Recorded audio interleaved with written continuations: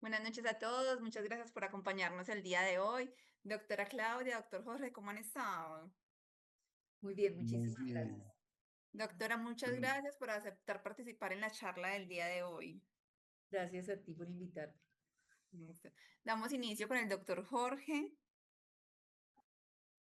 muy buenas noches a todos. Un abrazo bien grande a cada uno de los doctores que nos están acompañando el día de hoy. Ahí veo muchos nombres, caras conocidas de toda la vida. Qué rico. Aquí tenemos a la doctora Claudia. Voy a hacer una muy corta presentación de quién es ella para los que no la conocen. Permítanme.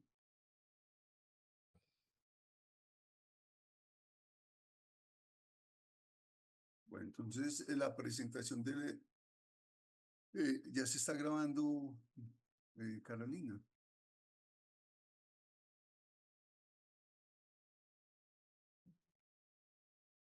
Para esperar a que iniciemos la grabación, para que no toque, que hay varias personas algunos que no podían estar y quieren, no se quieren perder la grabación, para que nos quede completa.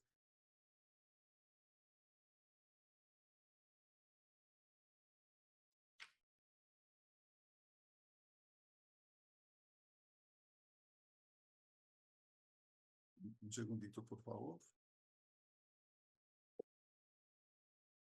Jorge, yo creo que la puedes poner a grabar tú también, creo yo.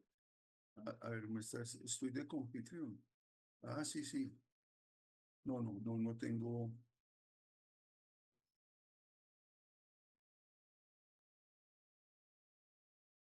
Doctora Claudia, Ay, ahí, ahí estoy grabando. ¿Sabes qué, Jorge? En la parte superior, si tú le das link arribita donde están los tres punticos, dice grabando.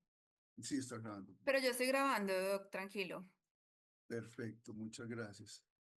Entonces, les hacemos esta presentación y gracias, doctor Carlos, por la ayuda. Más allá de la retina, o sea, el secreto cerebral que transforma nuestra visión. Hoy nos visita la doctora Claudia Palomino Jerez y como normalmente hacemos las presentaciones que son cortas y lo que ella nos trae es algo diferente, una nueva forma de percibir las cosas, entonces dejé quise dejar la presentación de ella así, de esta manera un poquitico disruptiva a lo que se hace normalmente. Doctora Claudia Palomino Jerez, optómetra egresada de la Universidad de La Salle. Descubrí en este saber mi pasión con la capacidad de percibir por la vida y por la cultura del cuidado. Me especialicé en gerencia en salud ocupacional en la Universidad del Rosario y durante 25 años me desempeñé como gerente en Ensura RL, liderando equipos y proyectos con impacto en la prevención, la seguridad y el bienestar. Complementé mi trayectoria con formación en el control total de pérdidas y sistemas de gestión OHSAS 18001 y gestión de tendencias y riesgos con SURA, consolidando una visión integral de la gestión organizacional y humana. Los logros y aprendizajes alcanzados nos llevaron a profundizar en una mirada más humana de la salud. Así llegué a la especialización en bioneuroemoción, Instituto Eric Corbera, Universidad de Torreón, y a la formación EDT con el laboratorio IBM, que ampliaron mi comprensión de las realidades inherentes a cada ser humano y su influencia en los resultados de vida y salud. Hoy pongo esta experiencia al servicio de otros como facilitador en talleres, jornadas sectoriales, conferencias, tutorías y mentoría, compartiendo y expandiendo la red de conocimiento y práctica que cultivaba a lo largo de mi carrera. Entonces, doctora Claudia Palomino, bienvenida aquí a la Clínica de Oftalmología de San Diego, en Medellín y su comité eh, el Comité de Educación Continuada, que le da la bienvenida con su tema maravilloso. Bueno, quiero contarles que hace algunos años, muy poquitos años, me encontré un estudio. En ese estudio, era realmente un experimento, se llama el juego de Iowa, de pronto algunos de ustedes lo conocen. En ese experimento había 4 juegos de cartas. Los 4 juegos de cartas, para las personas que hacían parte del experimento, que eran personas normales, y un grupo de personas con disfunción de la corteza órbitofrontal, las cartas ellos las veían iguales. Eran 4 mazos de carta que ellos veían iguales. ¿Qué debían hacer? Ir seleccionando las cartas de cada mazo y ganaba el que más dinero ganara. El mazo A y el mazo B, cada carta daba $100. El mazo C y el mazo D, cada carta daba $250. Daba $50 no más, perdón, la mitad del otro. Pero el mazo A y el mazo B, después de 10 cartas, quitaba $1,250. Y el mazo C y el mazo D, después de 10 cartas, quitaba $250. Es decir, en el largo plazo, lo que era más rentable era el mazo C y el mazo D. Aleatoriamente, es decir, era un tema de azar, las personas debían seleccionar las cartas y ganar el dinero que estaba en juego, no era un dinero real, dentro del experimento. ¿Qué ocurrió? Que las personas empezaron a seleccionar y el grupo de personas sanas empezaron a darse cuenta cuáles eran los mazos ganadores. Ellos tenían unos sensores en la piel para identificar cuál era la reacción. Y antes que aparentemente tomaran la decisión de seleccionar la carta que les daba más dinero, había manifestaciones epiteliales como sudoración. Mientras que en el grupo de las personas con disfunción, seleccionaban el mazo A y B, probablemente sabiendo que no era el ganador, pero no podían evitarlo, pero además no tenían las manifestaciones epiteliales que sí tenían las personas sanas. Esto dio como resultado algo que se llama la hipótesis del marcador somático. Y fue así como yo entendí, me di cuenta que en el mundo, particularmente después de todo lo que fue el genoma humano y la epigenética que surgió después del genoma humano, del experimento del genoma humano, dio a luz a algo que para mí ha sido maravilloso, que son las neurociencias. Este experimento en Iowa lo lideró Antonio Damasio. Antonio Damasio es considerado uno de los neurocientíficos más eminentes hoy día. Hoy día está en la Universidad del Sur de California. Y básicamente la hipótesis del marcador somático lo que define es que los sentimientos y las señales corporales guían nuestras decisiones. Habla de anticipación y de intuición ante las consecuencias que podemos tener. Es decir, antes de tomar una decisión ya nuestro cuerpo lo sabe. Es supremamente apasionante. Jorge, mil gracias por la presentación, mil gracias a la clínica por invitarme. Quiero que recorramos este camino. Hay neurociencias del comportamiento muy fuertes en Harvard, hay las de las organizaciones muy fuertes en Harvard, del comportamiento en Stanford, es supremamente interesante todo lo que uno encuentra en Stanford. Y quiero orientarlos muy especialmente al Instituto de Neurociencias de la Visión en Alicante. Es una cosa súper bacana y desde la naturaleza de lo que nosotros amamos profundamente, nos enseña muchísimo, más allá del acto de ver, de la experiencia visual que significa este proceso. Y nos enseña algo que a mí me parece supremamente interesante y voy a decir lo que yo siento, apasionante. Y es que antes que la ciencia y que las neurociencias, los artistas y los magos entendían nuestros procesos de una manera absolutamente apasionada. Por ejemplo, Matisse decía, si alguno conoce las obras de Matisse para que les dé una miradita, Matisse decía, yo no pinto cosas, pinto la diferencia entre las cosas. Y es en ese juego de diferencias y de relaciones que nosotros desarrollamos ese acto maravilloso, que es el acto de entender el mundo, que es el acto de la visión, que es el acto de percibir. Esto nos lleva a algo tremendamente importante y es que se van a dar cuenta a lo largo de este diálogo que vamos a tener, porque seguramente ustedes van a interactuar a través del chat, de lo que significa la confianza. Y es supremamente importante eso que llamamos confianza, porque es evidente que el cerebro no tiene acceso directo al mundo, Y sin embargo, los objetos, ese mundo afuera que nosotros creamos, es una proyección de nuestro cerebro, es decir, de aquello que somos y entendemos. Yo en este espacio que vamos a compartir tengo un reto y es el reto de tener su atención. Les quiero contar que las neurociencias nos enseñan que el pez globo tiene una capacidad de atención de 9 segundos. Es una la atención y es otra la concentración. La capacidad de concentración de un deportista de alto rendimiento, que es muy alta, es de 90 minutos máximo. Ojalá esto nos ayude a reflexionar a quienes son docentes, a quienes enseñan, porque una clase de 2 horas, de 3 horas, es muy difícil que te sigan parando bolas, porque la capacidad de atención de alguien súper experto en concentración es de 90 minutos. Pero la atención en el pez globo es de 9 segundos. En nosotros es de 8 segundos. Entenderán que uno compite con las redes sociales que nos pasan imágenes súper rápido y el secreto es la rapidez, porque ellos saben que nuestra capacidad de atención es tan solo de 8 segundos. Es súper interesante entender que nuestras conexiones neuronales tienen la capacidad de fortalecerse, de desarrollarse o de no desarrollarse. Eso se llama neuroplasticidad. La neuroplasticidad nos ha abierto un mundo inmenso al conocimiento de nuestros procesos neuronales. Miro el cerebro y, sin embargo, nuestra columna hace parte de esos procesos nerviosos y neuronales, pero lo más importante es cómo partir de esas conexiones, es en las conexiones neuronales donde logramos aprender, cambiar y transformarnos.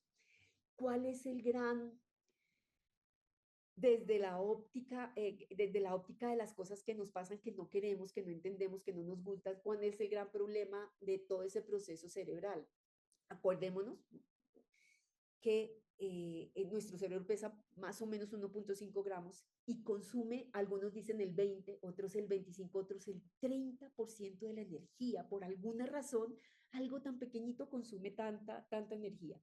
Sin embargo, el secreto de la supervivencia es ahorrar energía. Entonces, muchos de los procesos, a veces lo que llamamos pereza o procrastinación, hoy día entendemos que se relaciona con esa necesidad, de acuerdo a nuestros procesos fisiológicos, de ahorrar energía. ¿Qué es fundamental? Yo les hablé de anticiparnos, les hablé de intuición. Esto es supremamente interesante. Hay otro experimento supremamente bacano, este es en Japón, relacionado con la intuición. La intuición nos sirve si tenemos experticia. Es decir, es algo que cultivamos en el tiempo. No es igual desde la experticia, la intuición, que es la capacidad de anticiparnos sin sesgos a los 30 años que a los 10 años. En Japón, el experimento que me pareció una nota, hay un juego allá parecido al ajedrez, perdónenme que no recuerdo cómo se llama, pero pusieron a novatos y personas súper expertas, años y años jugando y siendo ya súper expertos. La experticia hace que tú te puedas, eso es una maravilla, tú te puedes anticipar automáticamente, porque ya el conocimiento y la experiencia que tienen te permiten anticiparte y parece que tú adivinas. La adivinación desde la perspectiva de la experiencia es que ya hay un conocimiento tan arraigado que se puede hacer. Entonces, lo que identificaron también colocando sensores, tanto en los expertos como en los que eran novatos, lo que encontraron es que las conexiones neuronales, eso que llamamos neuroplasticidad, activa la capacidad de respuesta para saber qué jugada hacer por anticipado en el experto, mas no lo hace en el novato. Es decir, el tiempo y la experiencia nos dan la capacidad de anticiparnos, es decir, de eso básico y fundamental de nuestra existencia, que es la supervivencia. El cerebro, desde todo esto que estamos aprendiendo, el cerebro entiende las señales internas y externas por medio de señales electroquímicas. La cascada hormonal y linfática, que es fundamental para eso que somatizamos, pero es que no son solo los síntomas que tenemos. Esa cascada también define la realidad fuera, es decir, las relaciones y nuestra interacción social con nosotros y con los demás. Eso de qué depende de nuestros sentidos. Yo les voy a hablar mucho de nuestro sistema visual. Es muy importante que no perdamos de vista que nuestros sentidos logran entrelazarse, interconectarse a nivel cerebral, y también que de ahí surge algo fundamental, que es la percepción de nosotros mismos, cómo nos vemos, nos sentimos y nos proyectamos, que es la propiocepción. Por supuesto, el sistema hormonal y lo que yo les decía. Voy a mostrarles ahorita la vía óptica y la vía no óptica de la visión y es fundamental desde la perspectiva de toda la cascada endocrina y linfática, endocrinológica y linfática que desencadena todos estos procesos fisiológicos. Nuestro cerebro analiza y selecciona lo más interesante. Esto es tremendamente importante porque de la cantidad tan grande de información que recibimos, solamente procesamos, interiorizamos y mantenemos el 5% de la información y eso es lo que nos reafirma nuestro concepto del mundo. Es decir, nuestro cerebro realmente, más que a través de nuestro sistema visual, no capta imágenes, lo que hace es que clasifica y reinterpreta. Es fundamental la sensación de continuidad. Yo no sé si somos conscientes de eso, pero uno no nota, uno piensa que la realidad va en un continuo, uno no nota como baches o parches o momentos en que no percibe. Y esto es supremamente interesante porque resulta que nosotros tenemos movimientos sacádicos. Los movimientos sacádicos, un movimiento sacádico nos saca de la realidad porque es un movimiento que hace que yo no enfoque y eso tiene que ver con la atención y con qué me llama la atención, pero además tenemos el parpadeo. Las neurociencias, desde esta percepción de continuidad, es súper interesante, nos muestran que combinando el tiempo que duran los movimientos sacádicos y el parpadeo, que son momentos en que no vemos, de las 16, 18 horas de vigilia que tenemos, 4.5 horas estamos desconectados. Y estamos desconectados, ¿por qué? Porque tenemos movimientos sacáicos o porque parpadeamos. Fíjense cómo eso define qué llama nuestra atención y cómo definimos esa atención. Ahora les quiero contar algo sumamente interesante y es el impacto cultural en la atención. Supongamos que llegamos ante una calle o un paisaje, un lugar súper amplio, nosotros no vemos todo, fijamos la atención y lo demás se hace borroso, retina central, retina periférica. Pero lo interesante es que dependiendo de la cultura, la atención la fijamos o en el lado de ese encuadre que estamos viendo, superior izquierdo, en este mundo que llamamos occidental, y en el lado superior derecho, en ese mundo que llamamos oriental. Quisiera que ustedes escriban en segunditos por qué creen que esto es así. Yo se los cuento ahorita, pero quiero que le den una pensadita, oiga, ¿esto por qué es así? Porque la atención tiene ese componente. ¿Qué es lo realmente importante que asociamos, relacionamos y damos significado? La ínsula se ha vuelto supremamente importante y lo más significativo de la ínsula como esa partecita de nuestro cerebro que nos permite conectar es que permite desarrollar la capacidad de credibilidad, es decir, se hablaba de confianza, en qué creemos, la estructura social, la emoción y la capacidad de decisión. Esto demuestra claramente que nuestra memoria no es lineal y que no siendo lineal garantizamos algo. El enfoque, lo que yo les decía, el ahorro de energía, la adaptación, es decir, los prejuicios no entendidos como sesgos, sino como la capacidad de tomar decisiones por anticipado y la toma de decisiones. Les voy a contar por qué lo derecho y lo izquierdo, porque en este mundo occidental escribimos de izquierda a derecha y en el mundo oriental generalmente escriben de derecha a izquierda. Eso hace que la prioridad esté en una esquinita o en otra. Y tiene también que ver con cómo es nuestra actitud cuando queremos recordar algo en el pasado o vamos, voy a usar la palabra cascarilluda, recordar el futuro. ¿Qué es entonces fundamental? Que no detectamos los cambios. Más adelante vamos a hacer un ejercicio sobre eso. Técnicamente, científicamente se llama la ceguera al cambio. ¿Y por qué tenemos ceguera al cambio? Porque nos fijamos solo en aquello que despierta nuestra atención. Nosotros vemos lo que nos interesa. Lo que no nos interesa, se va la atención. Bueno. Yo les decía, hay dos vías, yo sé que ustedes lo saben, perdónenme, pero lo estoy recordando. Nosotros tenemos la vía óptica de la visión, que es la clásica, la que estudiamos nosotros en optometría a los 5 años, que es la vía a través de conos y bastones. Y tenemos la vía no óptica, que es la vía inconsciente de la visión. La vía consciente que nos da, que es lo que aprendimos, la visión de profundidad, la percepción de las formas, de los colores, del movimiento, de los tamaños. La vía no óptica, que es la vía a través de las células ganglionares, que son una maravilla, es una nota tener células ganglionares, nos permiten los procesos cognitivos y afectivos. Y aquí quisiera que a algunos se les crispe la piel, porque el acto de ver no es solo unos lentes o unos ejercicios o una cirugía o unas gotas que mejoran lo que yo creo que son mis síntomas o mi visión. La visión es también ese acto maravilloso del cual nacen los procesos afectivos. Y esto es fundamental porque lo que nos muestra la biología es que solo existe para un ser humano y probablemente también para un animal, para una planta, aquello que le interesa, es decir, aquello que lo mueve. Si a mí no me mueve, en mi campo visual no existe, es decir, en mi realidad, eso no existe. Esto se relaciona entonces con los procesos metabólicos, con el estado de ánimo, con el ciclo circadiano, los estados de sueño. Se trabajan los temas, obviamente, porque circula por la sangre y porque está en nuestros sitios esa posibilidad de ver el tránsito de la sangre internamente con el azúcar en la sangre. Les quiero contar que hay ya estudios y hay trabajos muy interesantes relacionados con un proceso y un tipo de diabetes, creo que la diabetes tipo 2, a través del color, es decir, a través de cromoterapia. Hay trabajos interesantísimos de fatiga y sueño con terapia del color y hay trabajos supremamente interesantes relacionados con el estado de ánimo también a través de terapia con el color. Yo les decía que lo que hacemos es identificar diferencias. La experiencia visual es identificar diferencias y relacionarnos con el mundo. Esa relación tiene básicamente tres entradas.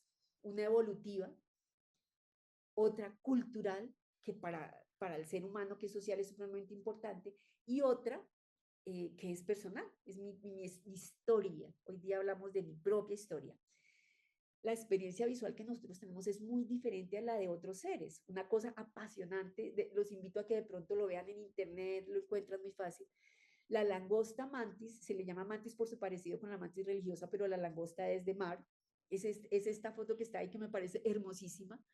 Tiene 12 tipos de conos. Es decir, la realidad a través de estos ojos maravillosos se consideran los ojos con mejor capacidad visual en nuestra naturaleza, en este mundo, es una cosa absolutamente interesante y apasionante. ¿Qué es fundamental de esto que he querido compartirles? Que cuando entendemos que todo parte de nuestra interpretación y que que el cerebro se proyecta a través de los objetos, debemos entender que lo que creamos, lo que hacemos es un legado. Y es un legado no solamente para nosotros, sino para eso que es la historia de vida de la humanidad. Entonces somos responsables, y hoy el Instituto de Neurociencias de Alicante estudia eso, somos responsables del legado que dejamos, de la huella que dejamos, y esa podemos entenderla o interpretarla a través de los objetos que creamos. Les pongo acá un paper que me estudié, me parece súper interesante. Al final está como toda la relación de los papers que me estudié, por si alguien quiere mirarlos o profundizarlos, es súper interesante porque son cosas súper actuales. Este es del 2020. Todos estos procesos de nuevas intervenciones en la percepción, en las deficiencias ópticas, en las deficiencias musculares, parten de la visión de lo que son las vías de procesamiento. La nueva vía digamos, que se identifica en este nuevo enfoque de cómo ustedes ven ahí el camino, cómo es el camino de la percepción visual y cómo se relaciona con los otros sentidos, con la amígdala, que es a través de la cual reaccionamos al estrés, y con el hipocampo que nos da la capacidad de memoria de largo plazo. Entonces, básicamente, la diferencia entre la visión clásica y la de ahora tiene que ver con que hoy las dos vías son la vía del qué y la vía del dónde. La vía del qué es la vía de los conos, es decir, es la vía de la alta resolución, va a la corteza y ustedes la ven inferotemporal. ¿Para qué nos sirve? Y lo vamos a ver más adelante. Para medir los cambios en la luminiscencia, para orientarnos, para detectar objetos. Entonces, ¿para qué nos sirve esta que es la vía ventral, la de los conos? Para la creatividad ¿cierto que sí? Y para la capacidad de escoger, es decir, para seleccionar. Creamos, la creatividad viene de crear la relación ojo-mano y para seleccionar. La otra vía es la vía dorsal, que entendemos, pues es la vía de los bastones, es decir, es una vía de baja resolución. Esta va a la corteza paratocampal, que nos permite, es espacial, nos da la ubicación en el espacio, nos permite fortalecer la memoria de largo y corto plazo, porque asocia. Entonces, fíjense cómo se encuentra que a nivel cerebral es en el hipocampo donde se unen la vía dorsal y la vía ventral. Siguen dos vías diferentes, pero esa capacidad de procesamiento es fundamental. Hay algo que es supremamente interesante. Acá, estos son las zonas visuales, la B1, no sé si ven el cursor, la B1, la B2 son las vías visuales primarias, que me parece supremamente interesante que hay un lugar en donde está involucrado el lenguaje, es decir, la relación del lenguaje con nuestros sentidos, especialmente con nuestro sistema visual. ¿Por qué quiero decirles algo especial sobre el lenguaje? Porque el lenguaje va más allá de entender signos. Un signo es algo fijo. La A, la M y la A, ma, eso es fijo. El poder del lenguaje tiene que ver con lo simbólico que es, con la capacidad de interpretar símbolos. Y esta es una capacidad matemática. Y aquí viene lo hermosísimo de las matemáticas. No hablo de la matemática en donde 1 más 1 es 2, la de los bancos, la financiera, que es la que nos meten en la primaria, que me parece una tristeza. Hablo de la matemática que se hace geometría. La matemática que es súper fácil de entender en las figuras y en las formas. Fíjense, por ejemplo, que quienes conocen el número phi es el número de la biología. Los pétalos del girasol, la relación de nuestro dedo. Fíjense que nuestro dedo, esta partecita, tiene una relación phi de aquí a acá que de aquí a acá. Nuestro rostro, un rostro lo percibimos como más hermoso y se ve más bonito cuando la relación phi de acá, la relación de acá a acá a acá a acá es phi. Y eso es lo que a través de estas vías que les estoy compartiendo podemos interpretar y somos capaces pues de entender. Entonces les hablaba, ¿sí? El nuevo concepto del procesamiento visual es la vía del qué y la vía del dónde. Para reforzar a través de los conos la vía del qué, logramos interpretar objetos y rostros. Y esta va pues y conecta con el hipocampo y se relaciona creatividad y relaciones, les decía yo, es decir, se relaciona con la emoción y con el comportamiento social. La información que captamos a través de nuestros comos, a través de nuestros comos como seres humanos, nos lleva a definir un comportamiento social partiendo de la emoción que despierta. Y la vía del dónde es la vía de las escenas. Es decir, utilizamos, yo les contaba lo de arriba derecha, utilizamos puntos de referencia para seleccionar la atención, es decir, aquello que realmente nos interesa. Esto nos lleva a buscar entender cuál es como el proceso de la conectividad a nivel cerebral, y esto nos permite entender que tanto la vía o digamos, el procesamiento ya racional a nivel orbitofrontal como el procesamiento a nivel temporal, que es donde está la ínsula, definitivamente nos llevan a entender de una manera diferente el sentido de nuestra labor, porque la entrada de nuestro trabajo es el síntoma, la molestia del paciente, pero la salida tiene que ver no solo con si sale viendo bien o mal, si le duele o no le duele, tiene que ver con cómo se siente esa persona a partir de ese acto que nosotros estamos generando desde la naturaleza de nuestra labor. Y yo hablo del acto no solo clínico. Fíjense que yo trabajé durante 25 años en seguridad y salud en el trabajo. Es el acto de cuidar la vida y de creer profundamente que con esta labor generamos ese tejido, esa red que hace que la vida, el estímulo visual, tengan un sentido porque el resultado tiene que ver con cómo interpreto y cómo me siento yo con ese acto y con el resultado de ese acto, que puede ser médico o puede ser administrativo, como en el caso que yo les cuento. Bueno, aquí vamos a empezar a actuar. Están viendo ustedes una imagen, me sueño que le están mirando, quiero que la miren con detalle. Esta imagen nos habla de algo que en neurociencia se llama el problema inverso de la visión. Si ustedes revisan esta obra de Tim Noble y Sue Webster, son una pareja de artistas ingleses. Ellos trabajan con elementos reciclables y su arte tiene que ver con el trabajo de objetos que son reciclables. ¿Por qué es supremamente apasionante el problema inverso de la visión? Porque es matemáticamente irresoluble, no hay cómo resolver esto. Resulta que dependiendo de las sombras que genera esa obra de arte, y llévenlo a la vida real nuestra, las sombras que proyecta esos objetos, de cómo incide la luz, es decir, de la iluminación y de la dirección que tiene esa luz, la imagen que se proyecta es una pareja que está retosando mirando al cielo. ¿Qué relación tiene esa imagen con la obra real? Ninguna. El problema inverso de la percepción es irresoluble porque implica lograr entender a través de algoritmos que no lo hemos logrado, la disociación, aquí hay una disociación, las correlaciones. Van a notar que toda esta charla que tenemos tiene que ver con las sombras, cómo interpretamos sombras, los conceptos, y esto significa una cosa, y es que son probabilidades, el acto visual son probabilidades, no certezas. Es decir, el acto visual es lo que creemos que.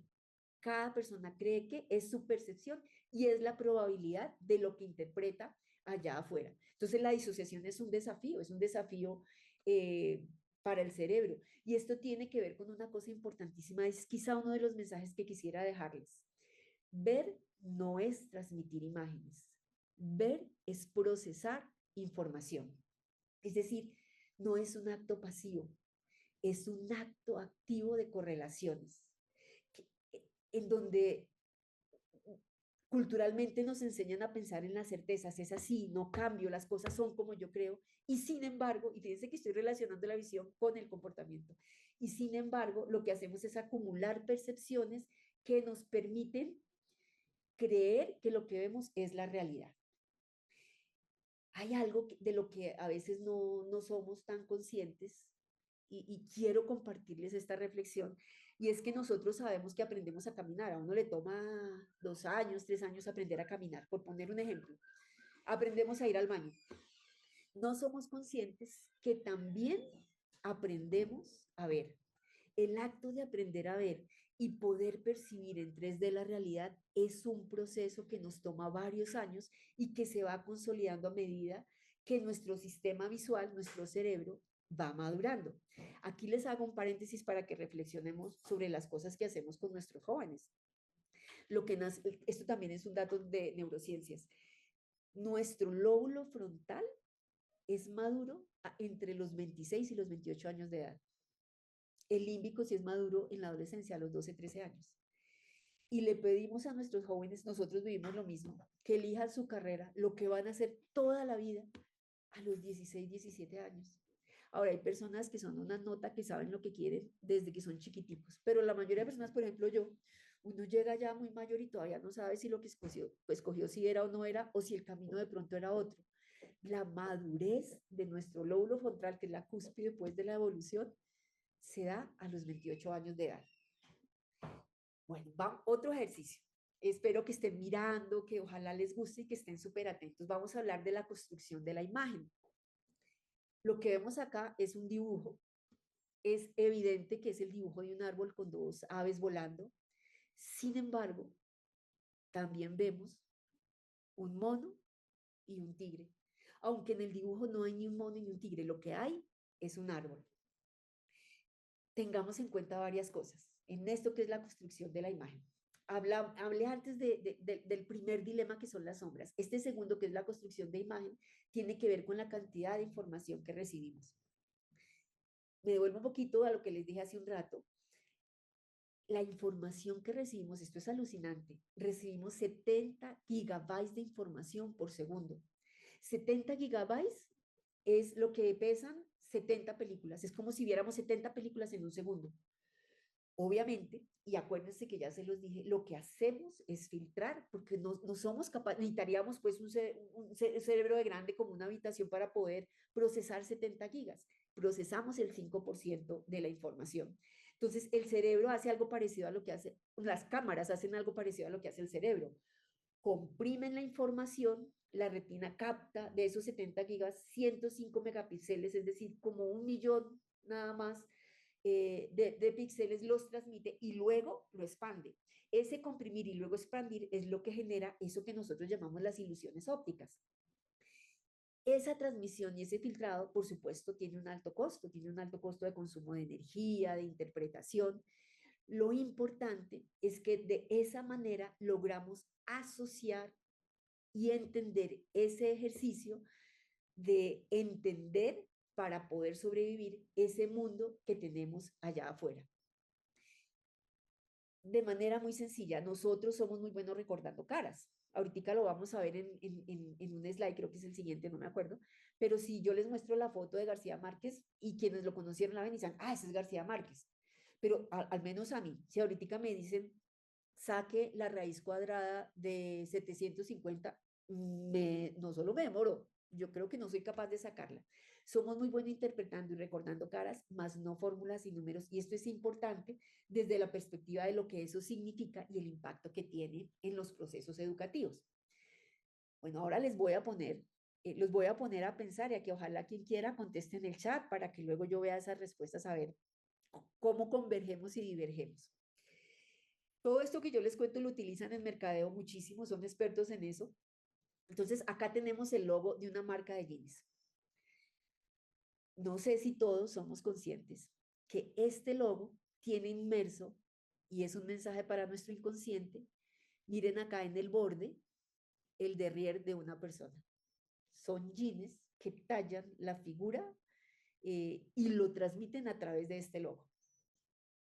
Ahí escriban si lo vieron y si son conscientes o no son conscientes de eso. Les voy a mostrar otro. Ese es el del Tour de France, el Tour de France. El logo del Tour de France, si ustedes revisan en la parte donde está el círculo amarillo, ahí hay un ciclista. Pero además hay sugeridos 2 ojos.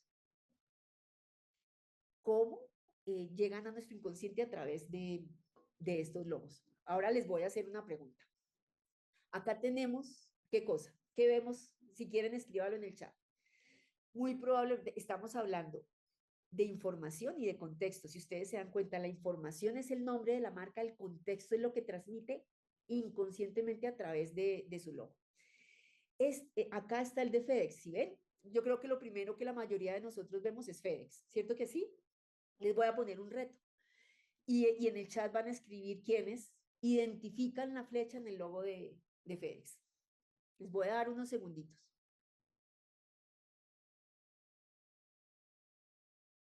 Muy probablemente, como me pasó a mí, la mayoría no ven la flecha y está acá, entre la E y la X. Eso, por supuesto, tiene que ver con la dirección, con la eficiencia, con la oportunidad. Esto no es casual.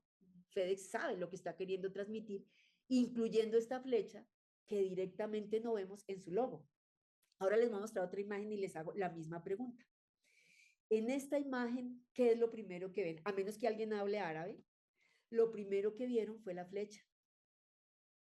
¿Por qué razón? Acá vemos el logo y acá vemos la flecha. Es la realidad de la selectividad. En esta imagen de FedEx, la información es FedEx, el contexto es la flecha que no percibimos. Como acá no hablamos este idioma, este también es el logo de FedEx, pero en árabe, el lenguaje no nos es familiar, el idioma no nos es familiar, se convierte en contexto. ¿Qué es lo que vemos? La información, es decir, la flecha. Entonces, esto tiene que ver con esa capacidad a través de nuestro proceso visual de la premonición.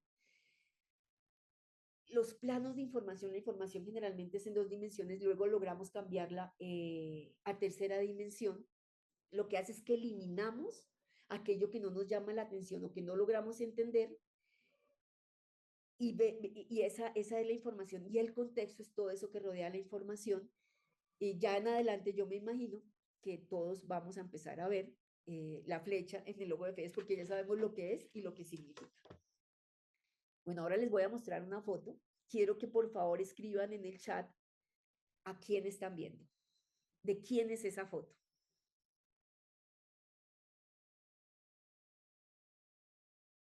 Es la Mona Lisa. Quienes previamente han visto la Mona Lisa, a pesar que la imagen está distorsionada, saben que es la Mona Lisa. Sin embargo, esto nos lleva a hacernos una pregunta: ¿qué pasa con aquello que nunca hemos visto? Aquello que no nos es familiar. Lo que ocurre es que eso se llama el dilema de la visión.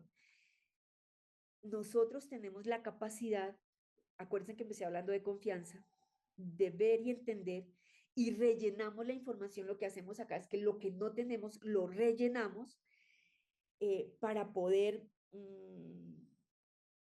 interpretar y saber qué es. Si yo les hubiera puesto la foto de, por ejemplo, uno de mis hijos, pues nadie sabe eso qué es porque no hay una información previa que les permita saber quién es. Es decir, se necesita haber estado expuesto previamente a la información para que nuestro sistema visual sea capaz de reconocer y de interpretar. Eso es un mecanismo de interpolación.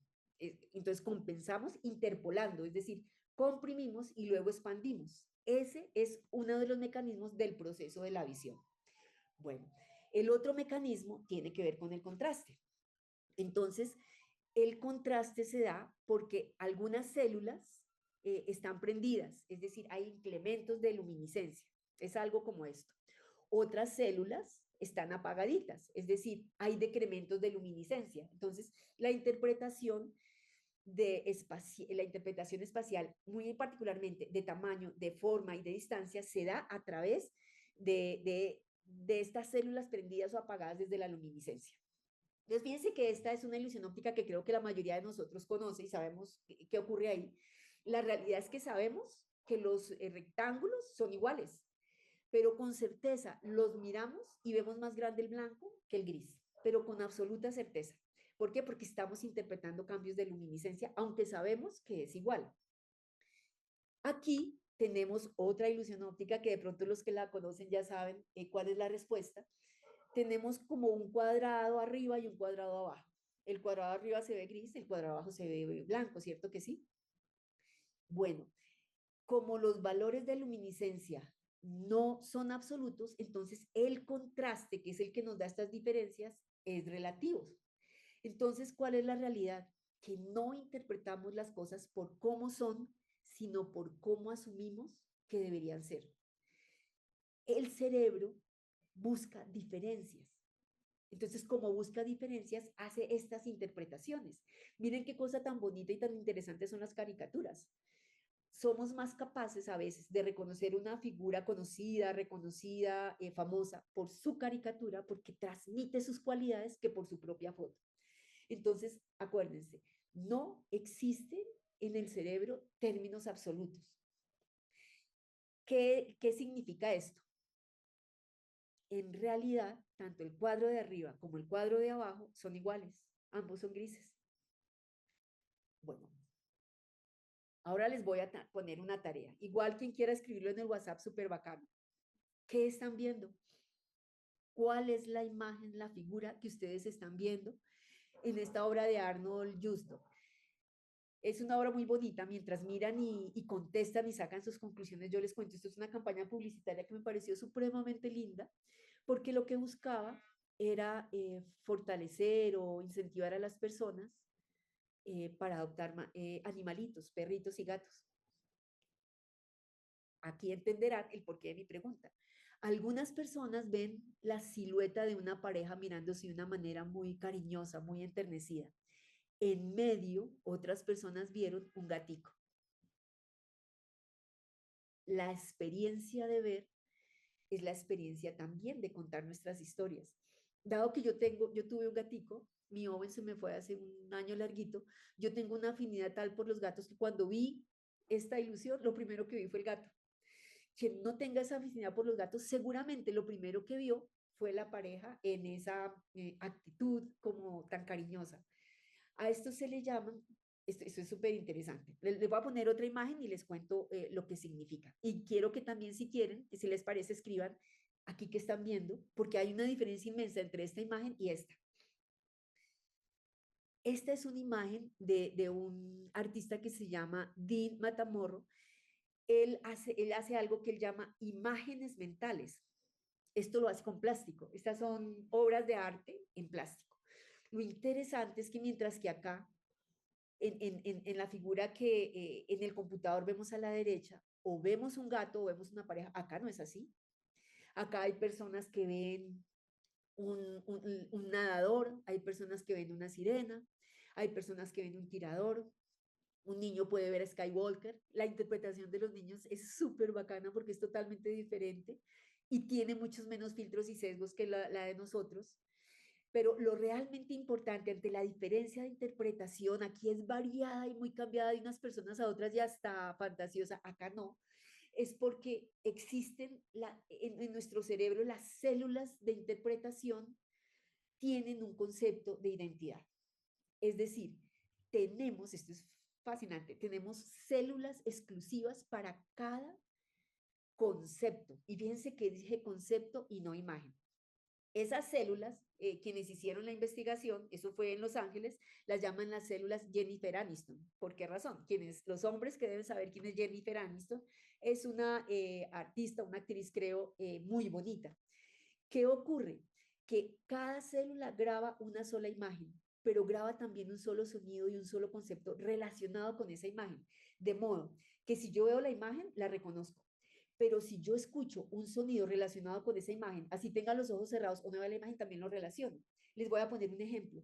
Si en este momento yo les pusiera el sonido de un rugir, no sonó como es en la vida, en la naturaleza, pero con absoluta seguridad, aunque yo no les muestre la imagen de un tigre, si ruge, nosotros sabemos que es un tigre. Eso se debe a que tenemos células exclusivas que guardan eso que llamamos identidad. Y eso nos permite recordar eventos y recordar detalles. Y nos permite otra cosa. Ese proceso de relleno, de asociación, es lo que nos permite esa visión amplia, esa visión de contexto. Ahora les voy a poner, esto tiene que ver con la asociación y de cómo vemos el mundo, es decir, cómo creemos verlo. Ahora les voy a poner otra tarea. Igual quien quiera, contesta en el chat de la reunión, de la webinar. Aquí les proyecto unas cartas. Tienen una tarea y les voy a dar 3 segundos. Cada uno va a escoger una carta, una sola carta. 1, 2, 3. Listo. Ya cada uno dio a escoger una carta. Listo. Como podrán notar, eliminé la carta que escogieron. Eso se llama ceguera al cambio por falta de atención. Esto lo descubrió un investigador que se llama Dan Simon, creo que fue a finales de los 60, pero hay algo supremamente interesante, y es que todos estos descubrimientos antes los hicieron los artistas y los magos. Esta es una de las maneras como los magos hacen juegos de trucos y de prestidigitación delante nuestro y no nos damos cuenta. Para el final les dejo la tarea que me digan esto cómo ocurre. Les voy a poner otra imagen y seguimos con este proceso de cómo percibimos. Y aquí entramos al mundo de cómo percibimos lo que antes no vimos. ¿Se acuerdan que les mostré a la Mona Lisa? Sabemos quién es porque antes la habíamos visto. Muy probablemente esta figura muchas personas, esta imagen muchas personas no la han visto, así que no saben lo que es. Tenemos la sensación de ver sin entender. Pueden también escribir si quieren qué es lo que ven, qué es lo que creen que hay en esa imagen. Bueno, les cuento que lo que hay en esa imagen, algunos lo habrán identificado, muy probablemente otros no. Lo que hay en esa imagen es una vaca. Y esto es supremamente interesante porque para quienes no reconocieron la vaca antes, no había una vaca y no la iban a ver. Pero a partir de ahora, cada vez que miren esta imagen, van a poder ver y reconocer la vaca. Entonces, fíjense que Ver es también el acto de resolver problemas desde la interpretación. Estas ilusiones, en la Universidad de Nueva York hay también un instituto de neurociencias que incluso dirige una científica latina. Ellos cada año premian las ilusiones ópticas como más interesantes desde los criterios que ellos ponen. Esta es una ilusión óptica sumamente interesante, aunque parece sencilla. La tarea para ustedes es que miren única y exclusivamente el punto blanco en el centro de cualquiera de las dos imágenes. Miren solamente el punto blanco. Fíjense que al mirar exclusivamente el punto blanco, se van a dar cuenta que uno de los círculos, puede ser el de arriba, a la derecha, a la izquierda o el de abajo, sobresale, se hace más gris, más sobresaliente. Si hacen lo mismo con la figura del lado, dependiendo de la que hayan escogido, pasa exactamente lo mismo. Fijan su mirada solo en el punto blanco y empieza a resaltar una de las otras figuras. Esto tiene que ver con los encuadres de atención, con los marcos de atención, las oscilaciones que esos marcos de atención nos generan. Entonces se darán cuenta que antes que la perfección lo que existe es una realidad de contexto.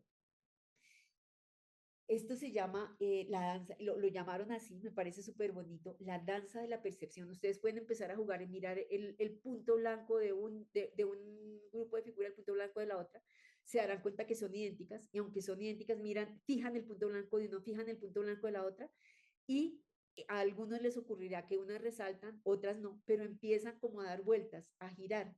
Por eso a esta ilusión se le llama la danza de la percepción. La verdad es que todo esto se utiliza desde el punto de vista científico y tecnológico, además comercial. Sabemos que existen varios desarrollos de realidad aumentada, y lo realmente importante de la realidad aumentada, y quienes han tenido esta experiencia se dan cuenta que muy real no es.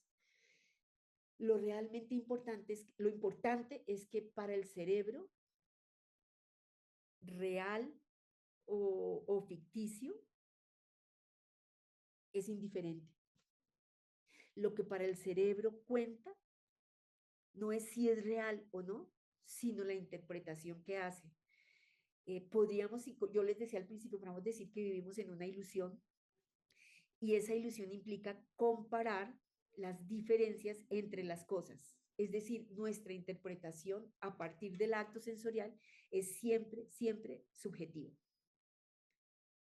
Bueno, a partir de todo esto hay una cantidad de trabajos, pero son estudios, o sea, esto está en proceso de investigación. Yo no les puedo compartir certezas, que afortunadamente el verdadero científico jamás transmite certezas, porque el arte de la ciencia es la duda, pero existen proyecciones de investigaciones a nivel de comunicación, de desórdenes vasculares, de desórdenes neurológicos en niños, de procesos cognitivos, de decisiones de mercadeo, de entrenamiento, de solución de problemas, a través de diferentes como formas o tecnologías no invasivas que permiten el desarrollo y la potenciación de todas estas cualidades y de todas estas características que yo les he compartido. Les voy a poner algunos ejemplos. En el 2024, bueno, les voy a reforzar lo que ya les dije.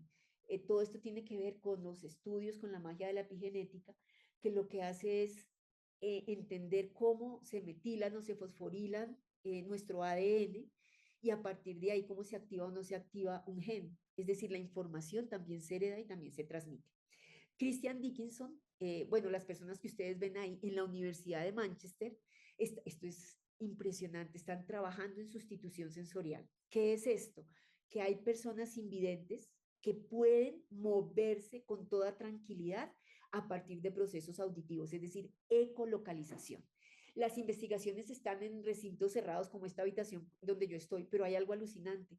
En el mundo, en este proceso de investigación de la Universidad de Manchester y liderado por ellos, hay en el mundo, desde esa investigación hay 5 personas, 5, capaces de montar patineta invidentes a través de esa ecolocalización.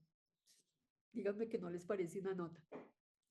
Hay un científico que a mí me encanta, me he leído varios papers de él porque me parece alucinante. Es un ruso, se llama Tor Garjev, él fue nominado a premio Nobel. Él trabaja en toda la reprogramación vibracional del ADN a través del lenguaje. Y les voy a contar algo que me encanta. Desde los estudios que él ha hecho, al menos a hoy, no es posible generar modificación genética in vitro. Se necesita en vivo, es decir, el poder del lenguaje simbólico. Eso es una cosa, para mi gusto, fascinante. Este es otro estudio, otro paper. Me parece interesante porque es muy específico para nuestro mundo de la optometría y la oftalmología. Tiene que ver con la estimulación cerebral no invasiva y la rehabilitación visual como una perspectiva clínica. ¿A través de qué vías? La vía magnocelular, la vía del qué, y la parvocelular, la vía del dónde. ¿Qué es fundamental? Que a través de este estudio se están trabajando, es investigación todavía, ambliopía, hemianopsia por accidente cerebrovascular, pérdida visual central asociada a degeneración macular, y lo que han encontrado es mejoras en las funciones visuales como agudeza visual, estereopsis y el equilibrio supresivo, un tema importantísimo para la visión binocular. Básicamente, lo que hacen es colocar electrodos o nodos. Uno tiene que ver con una estimulación magnética.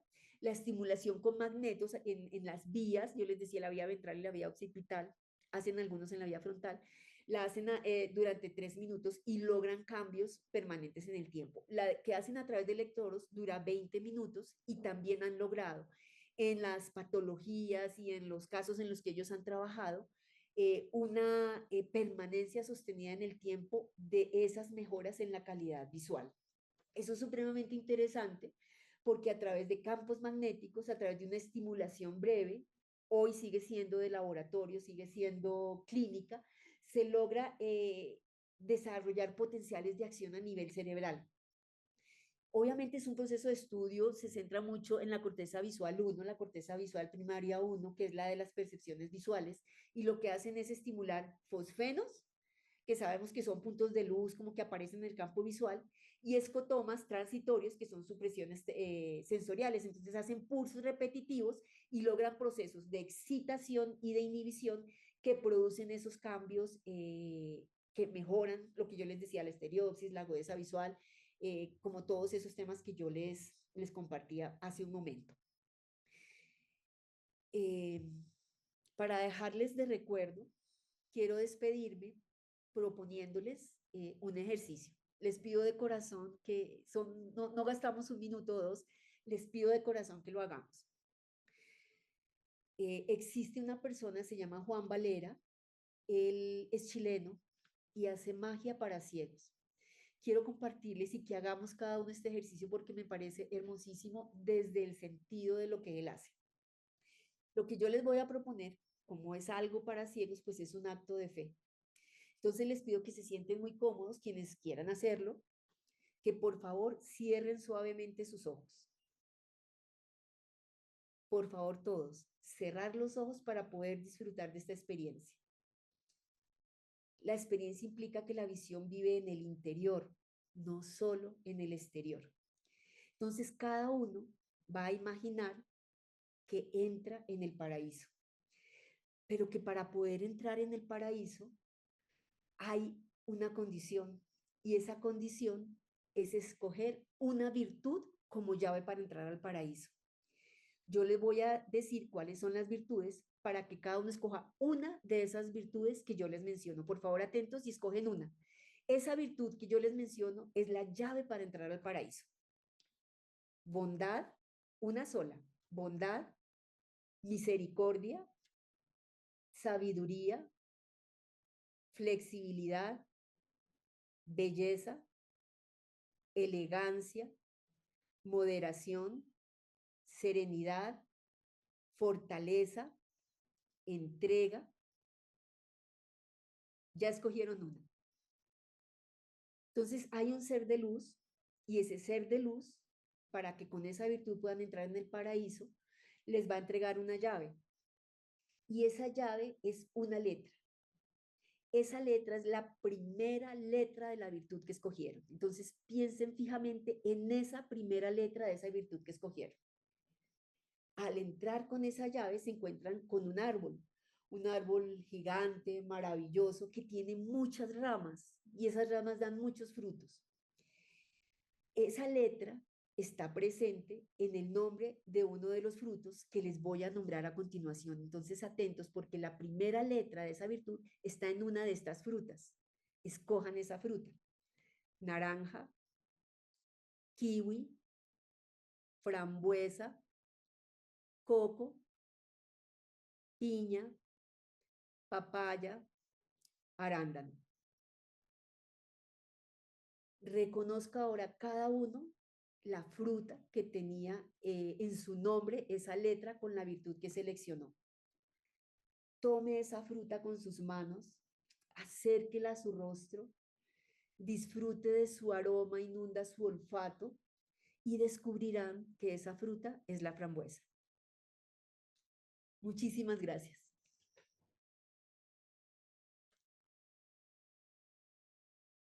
Doc, muchas gracias a ti por acompañarnos el día de hoy con esta charla tan buena. ¿En la sala tienen alguna duda o tienen alguna pregunta? Muchas gracias. No, excelente. Bueno, si de Aprovechando pronto, mientras perdóname, aparece. George, yo les Sí, dejo, en pantalla tienen las referencias si quieren profundizar en los papers, todo esto son papers, o sea, aquí no encuentran libros, sino puros papers. Si quieren profundizar, es súper bacano darles una lectura y como profundizar en los temas que yo les compartí. Muchas gracias. genial, mi doctora Claudia. Es Gracias. espectacular y muy, muy interesante. Incluso quería tomar la palabra en esto porque también nos da respuesta con respecto a lo que ocurre muchas veces, por ejemplo, en estas personas con queratocono que no físicamente, ópticamente, no tienen por qué ver nada. Y sin embargo, ellos se adaptan tanto y perciben de otra manera tan diferente, no ocular, sino cerebral, y son capaces de moverse. Interpretar. Personas con miopías altas, me tocó conocer uno una vez, conductor de una buseta de esas rápidas, -10, con -2 creo que era, nunca en la vida había usado gafas. Ya no es como lo más no lo sé. Tú das la respuesta con ese tipo de percepción. Por favor, llenan la encuesta que está en el chat. Les quedaron tareas, ¿no? Aquí hay una La tarea de las preguntita. cartas. ¿La Y tarea de qué? les quedó la tarea de las cartas Ujú. y les quedó la tarea de la frambuesa. Doc, por acá también nos Ujú. están recomendando una película, la doctora María Fernanda Castaño. Muchas gracias, doctora Claudia, por esta charla en relación con lo que acabamos de aprender. Y la vía no óptica, la visión, quisiera recomendar la siguiente película, Maravillosa Historia de Henry Sugar, no sé. Gracias a todos por estos espacios tan nutritivos. ¿Cómo se llama la Tarea. película? Perdóname que no entendí. Eh, Maravillosa Historia de Henry Sugar. No, no la De conozco. Henry Sugar. Bueno, no lo había escuchado. Tarea No. 3. Sí, verla y comentarla. Bueno, muchas gracias a Muchas todos. gracias. Nos vemos dentro de 8 días en este mismo canal, Un abrazo a todos y Es a la mil misma gracias. hora. en la Va a misma hora estar en el mismo canal. espectacular en 8 días. Un Relacionado a abrazo. nuestra visión, la epigenética y otras cosas. Listo. Muchas Muchas gracias a gracias. los dos y a todos por la asistencia.